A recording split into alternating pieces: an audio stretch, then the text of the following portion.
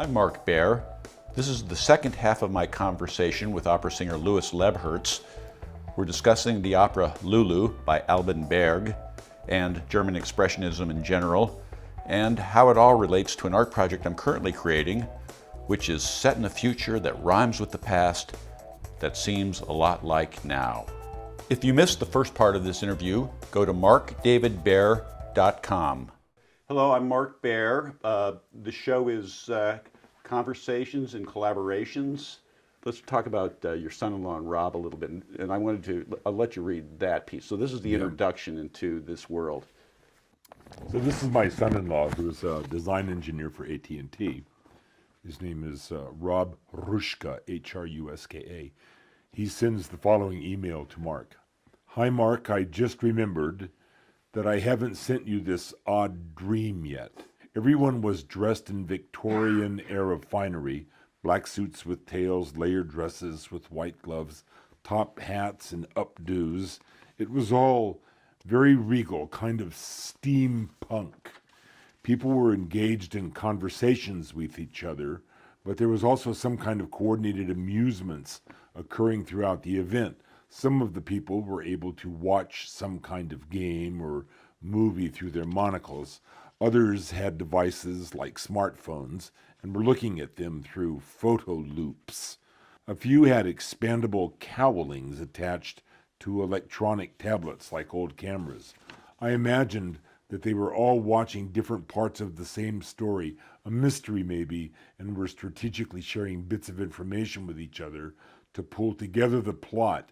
The attendees circled around the event, sometimes peeking at their devices or ducking into darkened side rooms where movies or music played, but they would gather in little circles or pairs and whisper about their discoveries and insights.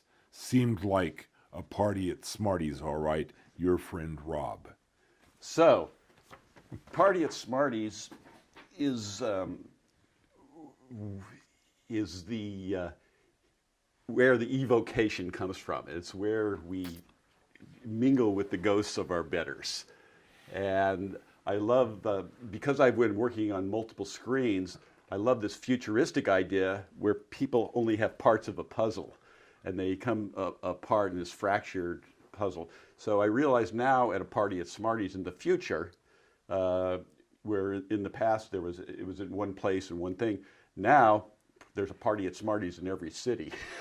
It's a franchise, and Mr. Boots, our proprietor, is now a hologram. And instead of the old days, every artist had a movie. In the future, every artist has a hologram, and you walk through, and there's the hologram of Mr. Boots, and then you're in this cabaret world. Now there's a club, it used to be Bonga Bonga, and that used to be a place. Now there's a Club Bonga in every city, and there's a Demi-Monde in every city where this takes place. And there's now a Love Token Alley in every city where the dissidents write on the wall. Over the last few years, I've developed my own Comedy dell'arte troupe, and with big stage sets, and the pulleys come up, and the next backdrop comes on the next backdrop, and stories fold into one another. So with this introduction, that really seemed perfect into a future where everybody would have a piece of the information, where everybody would have these special kind of glasses. And I find that we're moving into this very, I'm trying to bring glamour into the near dystopia. I want to go back a little bit to when we were talking about creation and in the beginning. It's interesting that Haydn, who wrote a really great work called the Creation, that the whole first movement before that first line of God created the heaven and the earth was what he called chaos or chaos, and everything, it's like a gigantic stew, and then all of a sudden out emerges this voice in the beginning and so forth. And then if you're going to cut to the dance at that point with the idea of Petrushka, it's interesting that in Petrushka, with the opera, the ballet which takes place, the setting for that is the 1830 fair right before Lent in St. Petersburg. And everything is just going on. People are just doing what they're doing. Little dances going on here and so forth. And all of a sudden, the magician comes out, also known as the charlatan, and he gets everyone's attention, and he throws open the thing, and here are 3 puppets hanging on the wall, and like God, he touches each one of them, and they come to life, you know. So it's kind of very interesting. We're isn't it? dealing with all the same. Interesting that with Franz Klein to just stumble on this, because I've been fascinated with Nijinsky, and this old going back to whatever footage is there, but just to see that and the idea of the party at Smarties, and the idea of us being able to summon up these ghosts of these greats, that this is exactly what he was doing. Now Franz Klein is part of my fascination. It's how ideas and creativity and how the wave goes on to the future. Yeah. It's I find that all really fascinating. So for us, one of the so I've been trying to again figure out. Well, one of the things I'm hoping with these conversations and stuff that I'll shoot in my studio is I want to go from the beginning of talking about the realization, and over time I'm hoping that as these shows progress, that you'll see the realization come to be. And by the end of this, I'm hoping that you'll be able to see a finished piece or a performed piece, or see how this all manifests itself in public.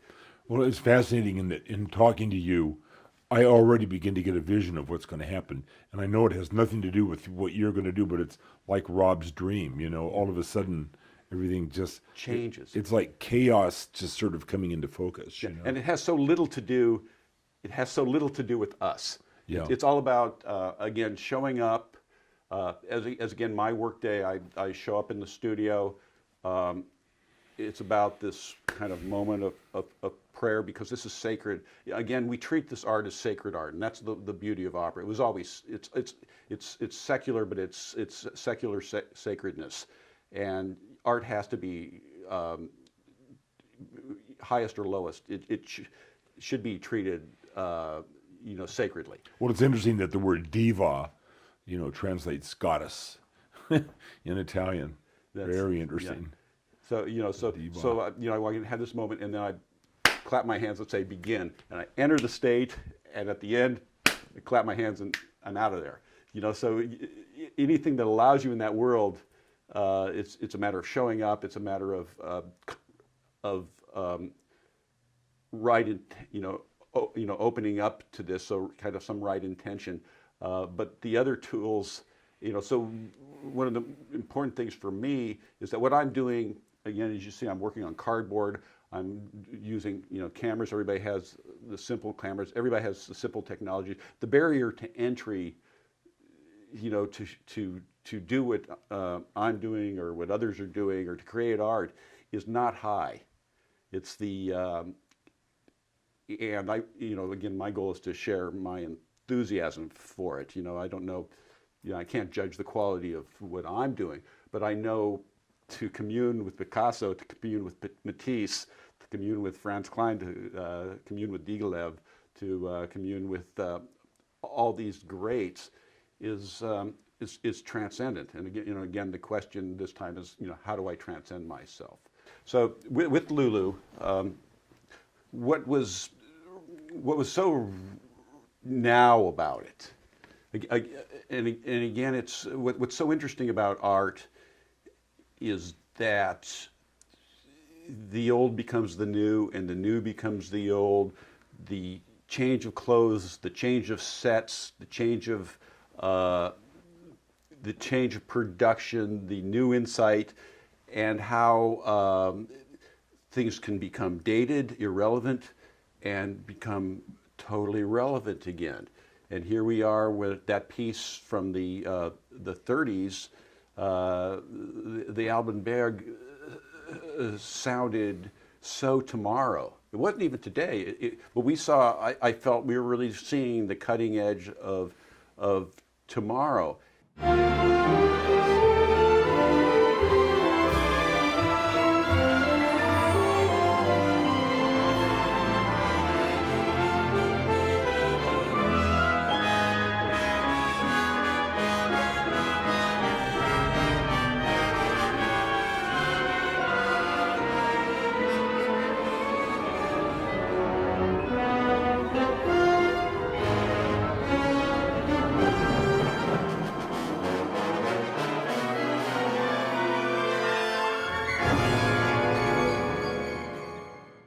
horror and the darkness of it, but the rightness of it. Nobody's asking for Lulu to come back.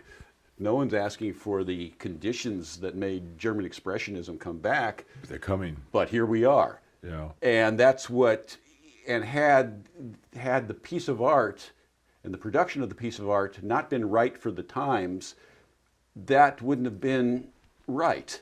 It reminds me of when in the late 60s when I was in college at Chapman College, reading Heinlein and Aldous Huxley, and thinking, wow, these books are amazing, but this could never happen, Yeah. And in my lifetime, it's happening. It's the idea of an underclass of people just sitting around taking their moksha medicine or their soma, and just nodding off and waking up and going to the movies and not even having to watch because they weren't called movies anymore. They were called feelies, and they would throw in smells and now we have Rob's glasses with the 7 screens. Exactly. I want to talk a little bit about your work making the sacred more accessible. Well, if you go back to opera, which has been my whole life since I was in my early 20s, it is a place of sort of profane worship in a way, and the way that it evolves with the maestro conducting and with the stage director and with the designer and everybody, they take it so very seriously, that you're working on something that's special. New productions are incredible. A new production at the Metropolitan Opera can take 6 or 8 or 10 weeks. In Europe, it can take even longer. And it's just this evolution and this synthesis of the ideas coming from the director and the producer, and the composer himself is not even there anymore. And watching it all come together, and it becomes almost a profane worship in a way. Let's talk about magic, and I want to talk about some of the magic that you've seen while you were on stage. Some of the just things that you saw in the arts that just transcended you. Some of just and a few. I'll let you just let what the first moments that come to mind. That's a tough one. I think about the very first opera that I did at Indiana University in 1974. It was in 1973. In the summer, they were doing a production of Tales of Hoffmann, an opera which I didn't know much about. I mean, I knew of it. I was young. I was 26. And so I went into this production, and it opens in I've done this opera a lot now. It opens in the prologue inside Luther's bar, and everybody's outside of this opera house getting drunk while the opera is going on, and Hoffmann, the poet, E.T.A. Hoffmann, is there, and he's saying, "Let's drink, let's get," and all of us, he said, so everybody's singing, and then at the same time, his nemesis is there, who's like a devil character. He changes from scene to scene. There's 3 acts, all different episodes of Hoffmann's experiences. The first one with a doll, second one with a courtesan, the third one with a young opera singer. And the nemesis, first it's Coppelius, then it's Dappertutto, and then the last one is Dr. Miracle, these miracles. So, and they just ruin everything for him. And at the same time, there's this character called Niklaus, who's the muse of poetry, Erato, the muse. And so as he's sitting there in this first scene, there's this gigantic wine barrel that's been on this I've never seen anything like it. A wine barrel that's 12 feet high, this looks like it's made out of wood, just sitting there. And all of a sudden, you don't realize it, but those slats on there are thick pieces of foam rubber, and through that, the muse appeared, She just walked right through that. I went, whoa! And that was, to me, that was the beginning of opera to me, was to see that kind of thing that goes on, It just takes your breath away, And then another time I was doing a production of Don Giovanni, where I played Il Commendatore, the father of Donna Anna, who gets killed who gets raped in the first scene by Don Giovanni, and he comes running out, and I come running out after him as her father, waving a gun, a sword, saying, "Batiti, Batiti, fight with me, fight with me." And he's going, "Oh, come on!" So he says, "All right," and we have a sword fighting scene, which was always very well choreographed, and I die, and I come back at the end of the opera.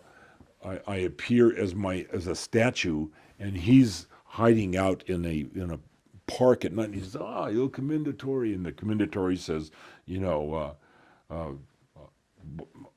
he says, you who laugh, you're going to pay for all your evil deeds, more or less. And he says to his servant Leporello, "Hey, it's invite him to dinner." And Leporello's going, "What?" And he goes, and so he says, "Would you come to dinner?" And the statue goes, "See, I'll come to dinner."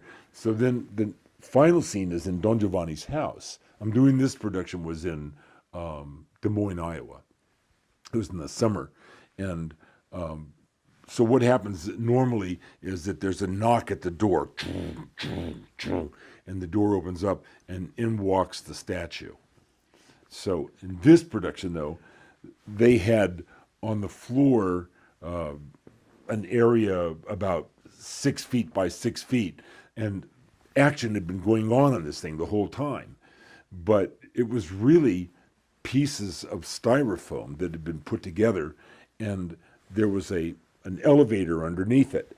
And then I went downstairs, and they brought the elevator down, and I stood on that elevator at a certain spot, and the styrofoam stayed together, and all of a sudden, I came up through the ceiling, and the floor was like that, where 2 minutes ago, Don Giovanni had been dancing and jumping up and down on the same spot, and all of a sudden I came, and there was these orange lights and everything. Theater. And everybody in the audience goes, it's just incredible. So do you see the world through operatic lenses? Oh, absolutely. Yeah. Absolutely. That's the... Yeah. I mean, you used a word earlier in this, the word enthusiasm, Yes. And I don't think that, I think maybe that if I was going to write my autobiography, or maybe on my gravestone, I would like to say he was enthusiastic, because I'm enthusiastic about golf. I'm enthusiastic about theater. I'm enthusiastic about my children and everything, I fall in love with people every day, everything brings joy. Enthusiasm comes from the Greek word, God within. It means God within, and you just glow, and I just love, watching the sun come up in the morning. Oh, baby, this is why I love you.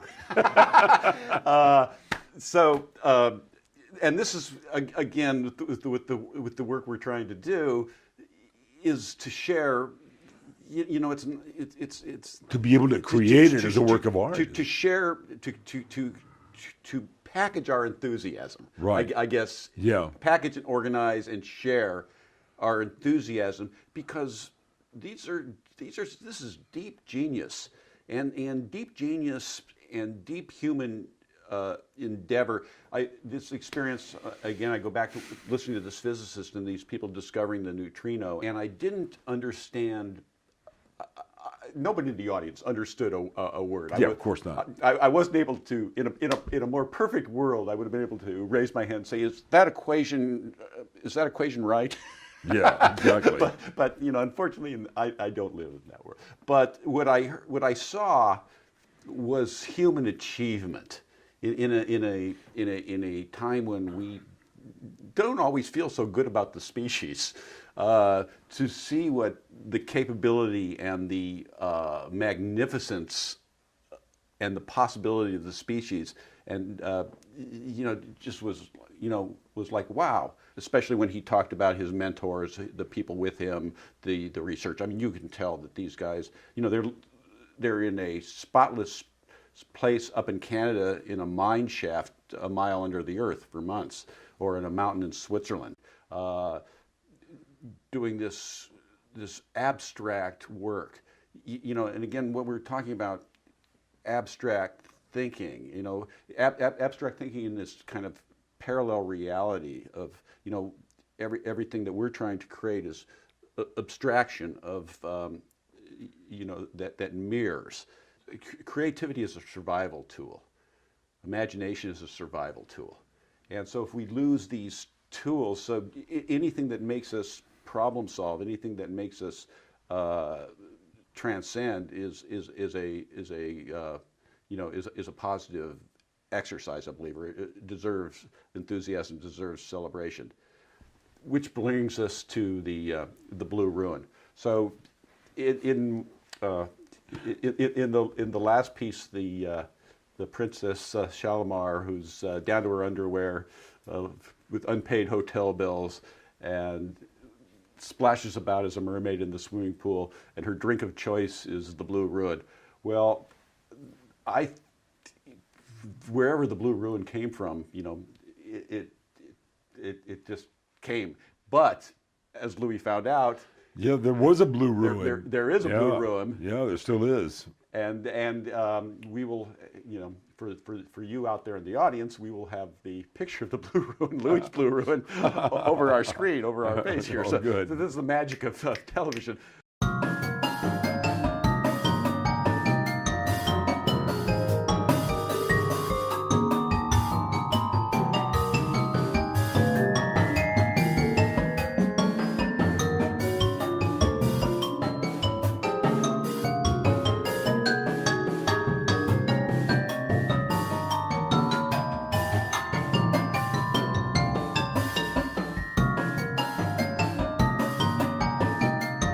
Now, one of the really great things about these Party at Smarties is this drink, which I call the Boulevardier.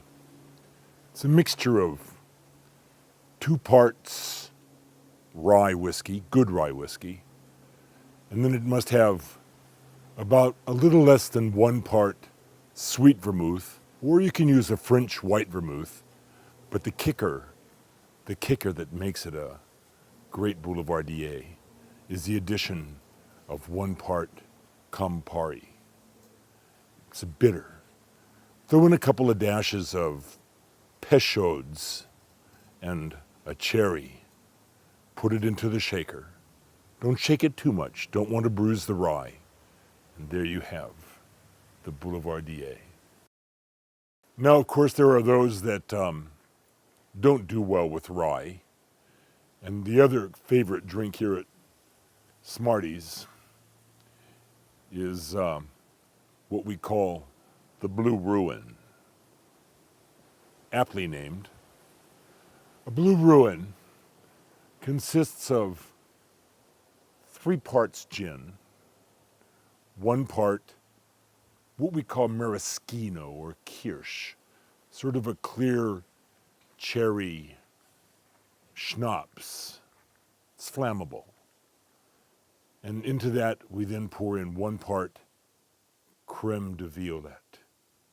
And there you have the Blue Ruin.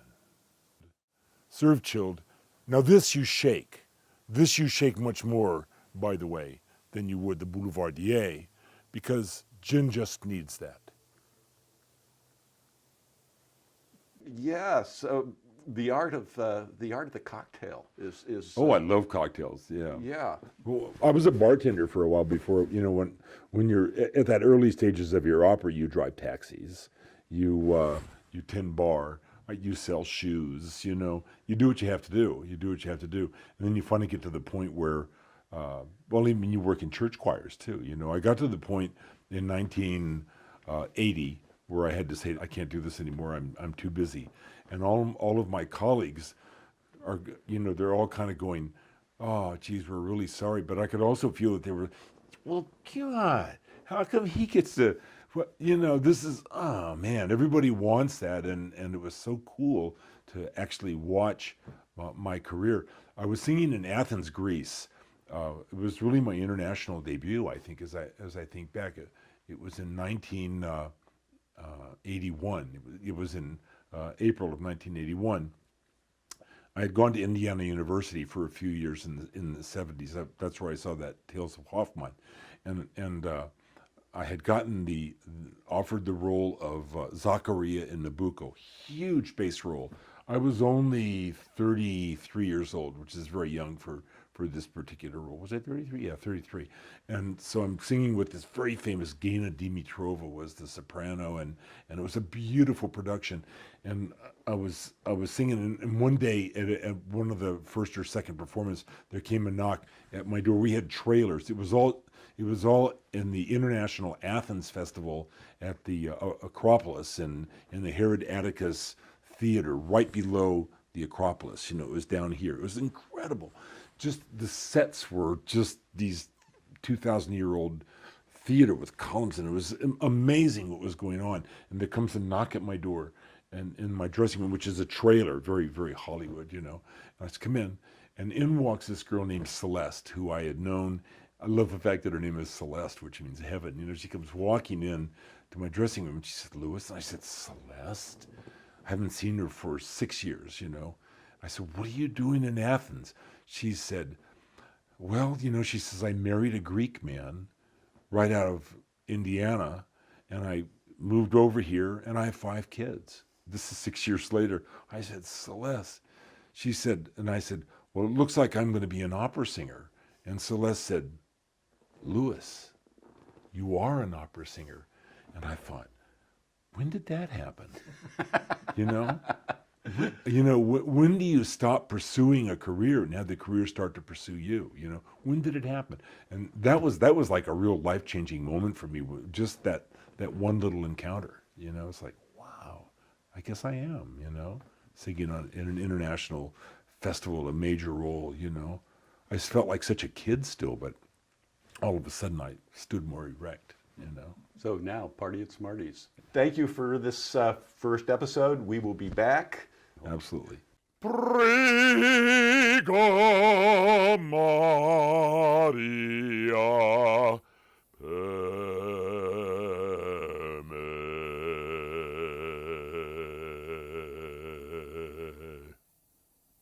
Il sel toile dei martiri, pietoso il cielo die, resa al fulgor degli angeli, prega Maria per me, prega per me, prega Maria per me.